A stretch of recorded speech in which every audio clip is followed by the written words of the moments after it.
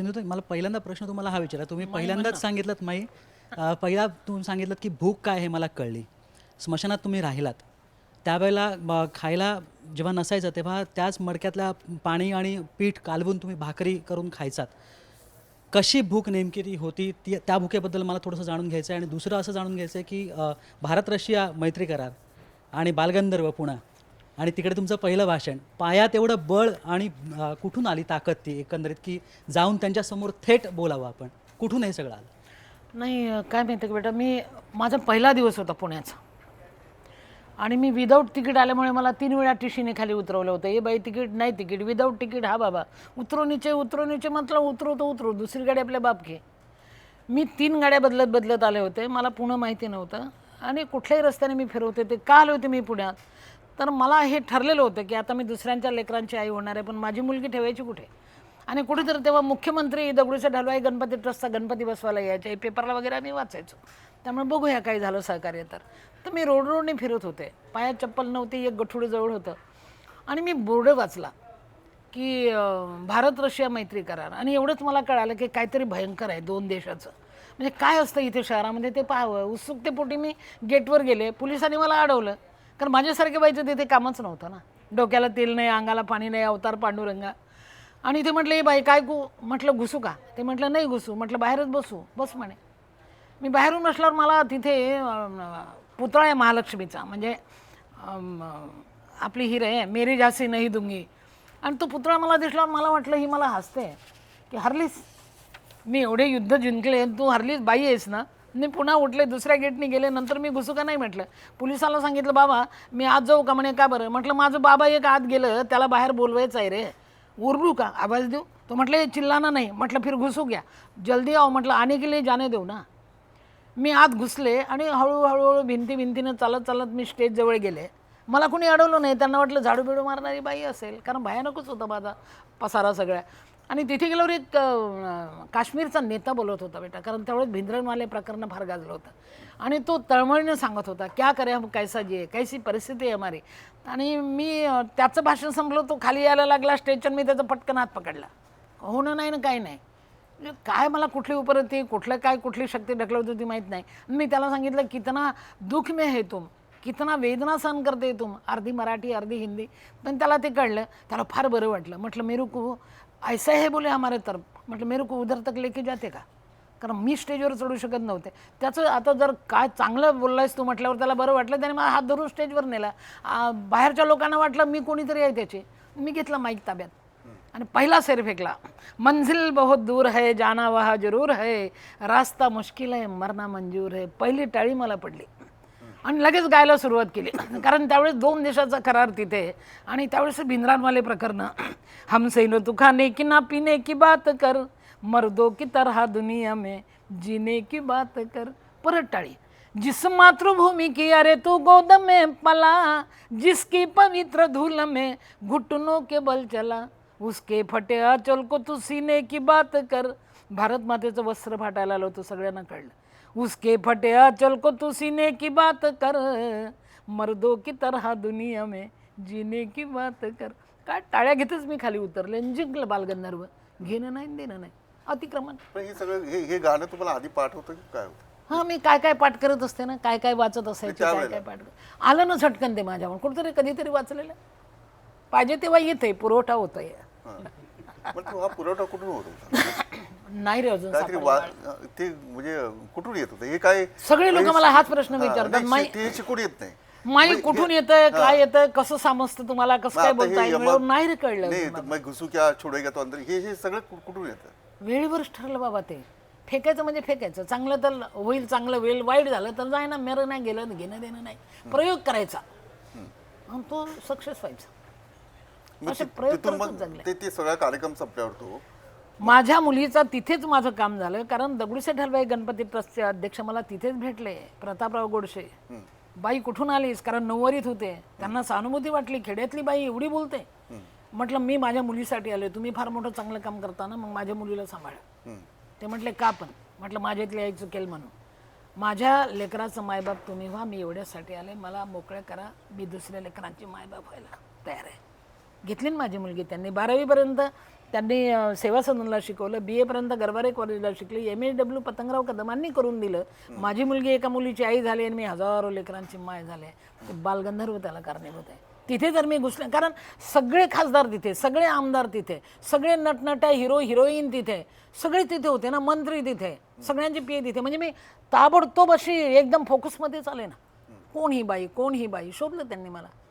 काम झालं बाबा, प्रयोग केला, हा तो फसला नाही. माई हाच प्रश्न आहे म्हणजे की एवढे साहित्याची मोठी मोठी पुस्तकं वाचून सुद्धा अनेकांना त्या प्रगल्भतेची तो धागा सापडत नाही. एवढी प्रगल्भता तुमच्याकडनं कुठनं आली? म्हणजे आज आपली मुलगी आपण द्यायची, पण दुसऱ्यांची मुलं आपण आई म्हणून सांभाळायची, हा विचार, ही प्रगल्भता त्या वयामध्ये ही कुठून आली तुमच्याकडे? नाही, काय माहिती का बेटा, मला त्यावेळेस भूकच इतकी जोरात लागायची ना, त्या भुकेने मला ओढत नेलं भुकेपर्यंत रे बाळा. आणि माणूस वाईट नाही, भूक वाईट आहे हे मला तेव्हा कळालं. आणि दुसऱ्यांची भूक जाण्यासाठी मी असले प्रयोग केलेत. म्हणून आता मला माझ्या मुलीची भीती वाटायची. आत्ता फार टेन्शन आलं होतं मला, की आता माझी मुलगी मला विचारू शकते, हजारोंची माय झालीस तू, मला काय दिलं, माझी आई कुठे आहे, माझी आई कुठे आहे. उगीचच मी टेन्शनमध्ये असायची. पण त्या दिवशी पत्रकाराने विचारलं माझ्या मुलीला, ममता तुला काय व्हायचं आहे? माझ्या मुलीने सांगितलं मला माझ्या आईची आई व्हायचं आहे. आणि टेन्शनच गेलं माझं. जिंदाबाद माई. माई पण त्या वयामध्ये भीती नाही वाटली? तुमचं वय 20, अंगावर अशी ठिगळं लावलेली सगळी साडी, मुलगी हातामध्ये, कारण सगळी बाहेर गिधाडा येतो, खरं सांगू का पण या बेटा, गिधाड्यांची भीती नाही वाटली? तेव्हा गिधाड कमी होते रे, आता म्हणजे वाढले. आता वाढली गिधाड. आता वाढले बेटा, तेव्हा नव्हते रे बाळ. बहीण माय हे जाणत होते लोक तेव्हा. आणि अजून एक सांगू का बेटा, भिवून तरी मी काय करू शकलं असं? माझ्यासमोर 2च पर्याय होते, एक तर आत्महत्या करणे, नाही तर कोणाची तरी रखेल बनवून राहणे. आणि मी ते नाही ना करू शकत होते, त्यापेक्षा मेलेलं मला परवडलं असतं.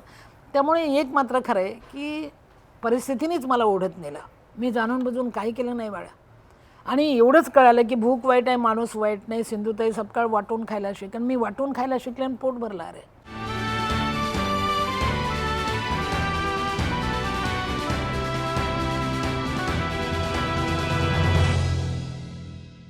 आजची तरुण मुलं जेव्हा खूप छोट्या छोट्या गोष्टींनी निराश होतात, काय सल्ला द्याल तुम्ही आजच्या तरुणांना? मला तेच म्हणायचं आहे की संस्कार कमी पडायला लागले बाळा. आता माझं बघा बरं, मला 282 जावई आलेत, पण एकाही जावयाने पोरगी सोडली नाही. याचं कारण मी पोरीला सांगते, याचं नाव संस्कार आहे बाळ. की बेटा, हा जो तुझ्याशी आता लग्न करणार आहे तो तुझा आता पुढचा देव, मी नाही. त्याने तुला संसार दिला बाळ, पायावर उभं केलं. आता त्याची काळजी तू पहिले घ्यायला पाहिजे. त्याच्या अंगाला ऊन लागणार नाही याची काळजी तू घे, कारण त्याने तुला घर दिलं बाळ. तुझा हा पुनर्जन्म आहे. आणि त्याला पण सांगते, बेटा माझ्या लेकराच्या चुक्यासह पदरात घे, ती चुकू शकते. कारण टाकलेलं बाळ आहे, मी पदरात घेतलं, मोठं केलं, आता लग्नाला उभे आहे माझ्या बाळात. तिच्या चांगल्याची नाही, तिच्या वाईटासह पदरात घेण्याची तयारी कर, तर लग्न कर, नाही तर नाही. माझी पोरगी कुठलीही सोडली गेली नाही बाळा. याचं नाव संस्कार असतं. धोके पहिले त्यांना जाणून द्यायचे असतात. कारण आताच्या तरुण मुलाला कष्ट करायची गरज नाही रे, सहज उपलब्ध होते ना. पॉकेट मनी असतो, सगळं काय असते, जवळ पैसा असतात. शिकणं कमी आणि वल्गनाच फार वाढायला लागलं. आणि मायबापाचं दुर्लक्ष रे बाळा. आता परवाला मी एका ठिकाणी गेले, एक माणूस शेती करत होता. मी त्याला विचारलं, मुलं बाळं नाही करे बाबा? आहे ना म्हटलं. मग मदतीला का नाही घेतले? उन्हाळा आहे तर सुट्टी वगैरे असेल? नाही म्हटलं, वो 6वीं क्लास में पढ़ता है तो उसको कैसा लेंगे? 6वीं क्लासमध्ये पडतं म्हणजे कुठला तरी क्लास 1 ऑफिसर झाल्यासारखा बोलत होता तो. मर ते उद्या तुला मारणार आहे. सगळं कुठेतरी तुटायला लागलं बाळ, कुठेतरी आता तुटायला. 6वीला एखादा मुलगा शिकतो तर त्याला जसं दप्तराचं ओझं आहे किंवा त्याला कामाला लावायचं, ही आता नवीन संकल्पना आहे की मुलांना जास्त त्रास द्यायचा नाही, मुलांना मारायचं नाही, मुलांना त्रास द्या. आमच्या वेळेस तसं नव्हतं ना. आमच्या वेळेस ते छडी बसे छमछम विद्या घमघम असंच होतं ना. म्हणजे छडी मारल्यावर नीट आपलं शिकतो. चुकलं असं त्याला कळायला पाहिजे. म्हणून आमच्या वेळेस ते मारल्या जायचं. म्हणजे एक थापण मारली की त्याला वाटायचं आपलं हे चुकलं बरं का, परत हे करू नये. त्यावेळेस तो कायदा होता बेटा. आता कायदा बदलले, सगळे बदलले. काय होणार हे आहे चांगलं पुढे? आहे की वाईट आहे? तसं पाहिलं ना तर पुढची पिढी सगळी वाईटाकडेच चालली रे बाळा. चांगलं आहे असं मला चांगली लोक आहेत ना, चांगले तरुण आहेत, चांगले. त्याच्यापर्यंत मी अजून पोचलेले नाही. आता प्रयत्न करते पोचायचं. तुम्हाला कोणी चांगलं दिसलं नाही आजच्या पिढीमध्ये? नाही दिसलं बाबा, ते माझ्यापासून खूप लांब होते. मी फार खाली होते. त्यांच्यापर्यंत पोचता नाही आलं मला. बाई, राजकारणाविषयी काय वाटतं मला आता जे सुरू आहे राजकारण? कधी ना बाबा. मतदान केलंय तुम्ही कधी? नाही, खरं सांगू का, मी मतदान करायला तिथे नसतेच. कुठेतरी भाषणाला गेलेली असते. जिथे मतदान असते तिथे मी नसते. त्यामुळे खरं सांगायचं तर राजकारण हा माझा विषय नाही आहे बाळा. मी माय अनाथांची, बस हाच माझा विषय. तुम्ही एक माय आहात पण सरकार हे मायबाप आहे ना सगळ्यांचं. नाही, मला सरकारबाबत सुद्धा काही बोलायचं नाही किंवा सरकारवर माझा राग म्हणजे पण 2000 मुलं तुम्ही सांभाळली, चला एवढी जावई आहे तुमची, पण सरकार जे आहे हे मायबापच आहे या महाराष्ट्रातील पण जनतेचं त्या मायबाप सरकारने किंवा अजून मला काही देशातील दिलं नाही, त्यामुळे मला जनतेचं. त्या सरकारची आठवणच नाही. जेव्हा सन्मानाने तेव्हा मी म्हणजे घेईल ना, जसं मग मी तुम्ही म्हणेल, चांगलं वागता तसं सरकार खरंच वागलं मायबाप आहे पाहिजे ना. आमचं सरकार, तेव्हा मी म्हणेल ना खरंच मायबाप आहे सरकार. मग आता नाही आहे ना, आता मला 3-3 राष्ट्रपतींनी पुरस्कार दिलेच की, पण लेकरांचा घास नाही मिळाला, मला ग्रँड नाही मिळाले बेटा. त्यामुळे कुठतरी जीव असा अलवार झालेला असतो. का नाही मिळाली? ते सरकारला तुम्ही विचारा ना. नाही, सरकारला विचारायचं, पण तुम्हाला काहीतरी त्रुटी असतील किंवा तुमच्याविषयी काही होत्या ना. माहिती नीट मिळाली नाही नाही, नसेल. पहिले होत्या ना त्रुटी, आता नाही आहे. आता सगळे लालबाल आहे. पण समाज कल्याणचे लोक पाहणी सुद्धा करायला अजून आलेले नाही माझ्याकडे. माझं देंगा उसका भला ना देंगा उसका भी भला एवढ्यावर चालू आहे माझं. मला बोलता आलं म्हणून मी जगले, मला लोकांपर्यंत पोचता आलं, मला माझ्या वेदना मांडता आल्या, त्या लोकांना आपल्या वाटल्या म्हणून मला जगता आलं. तुम्ही कधी गेलात सरकारकडे? गेले ना, आता परवालाच मी दिल्या ना फायले, परत दिल्या नवीन सरकारला फायली. बघू आता काय होतं ते. मुंडेला, पंकजा मुंडेंना. तिचंच खाता आहे ना ते. याच्या आधी कुणाला दिलं होतं? तेही सरकारला देऊन देऊन थकले. कुणाला दिलं होतं? कोण मंत्री होते? त्यावेळेस सुद्धा आर पाटलांना पण दिले होते. त्यांनाही म्हटलं होतं बाबा काहीतरी कर रे, कारण आर पाटलांनी मला मदत केली बेटा, खिशातून पैसे काढून दिले, फार केलं त्याने. पण शासकीय नाही झालं माझं कोणाकडून. काय कुठं अडलं? कुठे घोडं अडलं? म्हणजे खरं घोडच काय नाही म्हणजे तुमचा अडलं. प्रस्ताव नीट नाहीये किंवा तुमच्याकडे काही ऑडिट बरोबर नाहीये, रजिस्ट्रेशन नाहीये, काहीतरी त्रुटी त्यांनी सांगितली माझी असेल ना. संस्था म्हणजे रजिस्टर, सरकारने काहीतरी म्हणजे त्रुटी पण दाखवत नाही ना की तुमचं हे सरकार दाखवा म्हणून. नाही, सरकार एखादी गोष्ट नाकारताना ते काही अटी टाकतं, हे तुमचं पूर्ण नाहीये, हे पूर्ण नाहीये, असं तुम्हाला काही सांगण्यात आलं माझं का? नाकारलं पण नाही आणि मला मिळालं पण नाही, हाच तर प्रश्न आहे. माझं नाकारलं पण नाही. माझी खंत तुम्ही आता बोलून दाखवताय, याच्या आधी अनेकदा हे प्रश्न विचारण्यात आले होते. त्यावेळेस मागच्या सरकारच्या वेळेस तुम्ही कधीच ह्याचा उल्लेखही नाही केला, पण आत्ताच्या या सरकारच्या वेळेस मात्र हे तुम्ही आवर्जून बोलता. कारण आता सरकार नवीन आलं, त्यामुळे मग नवी तुमची नीती, नाराजी नवा आहे का राज. नवीन सरकारविषयी? पहिले पण मी सरकारविषयी काही बोलतच नव्हते बेटा, याचं कारण आहे बाळा, माझं सगळं आहे रे, ओके आहे, संस्था रजिस्टर आहे, ATG माझ्या संस्थेला आहे, FCR माझ्या संस्थेला आहे, दरवर्षाचं ऑडिट आहे, काहीच उणीव नाही. 4.5 मजल्याची बिल्डिंग मी भीक मागून बांधली आहे. पाहिजे तेवढे संडास बाथरूम आहे, पण ते पाहणीच करायला येत नाही. आता पंकजा मुंडेला मी हे सगळं देऊन सुद्धा आता 2 महिने व्हायला आले, नाही आलं कोणी अजून. मग का टाकून देऊ का लेकरं, उपाशी मरू देऊ?